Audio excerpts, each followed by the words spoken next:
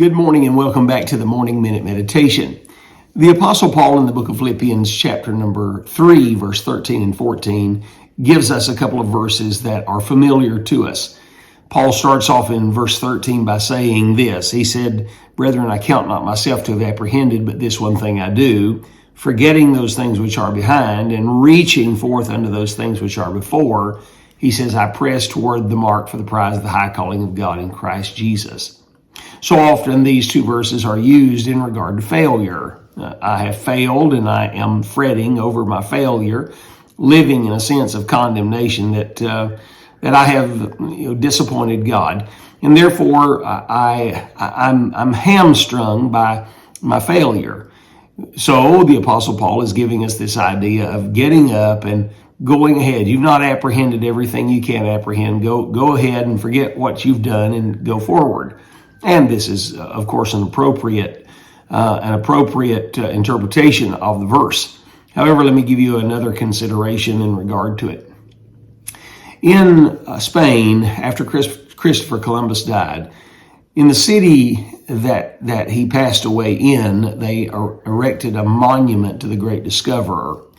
And in this monument, there is a lion, and the lion is ripping apart a part of a banner. The banner on the statement on the banner says this: it's ne plus ultra, NEPLUS ULTRA. The word ne plus ultra means no more beyond. In other words, nothing else can be found. We have reached the outer limits of creation. That was what they meant. This was a part of the motto of Spain until Christopher Columbus discovered the world, and in so doing, there was more beyond. And the lion in the statue is ripping with his claws the word "ne" or the word "no." In other words, it now reads more beyond, not no more beyond, but more beyond. We have to understand that we need to get up and press toward the mark for the prize of the high calling of God in Christ Jesus, because there is much more beyond where we are right now. There is much more blessings to be secured by the Lord in our life.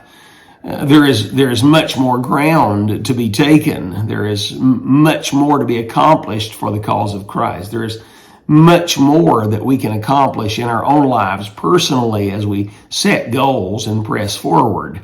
There is much more that lies ahead in our life. Don't be hamstrung with the past, nor be hamstrung by the fact that you feel that you have accomplished all that you can. Regardless of age, there is much more that can be done. Moses really didn't get started until he was 80. Consider what I say today, my friend, and have yourself a much more day. Have a great day, friend.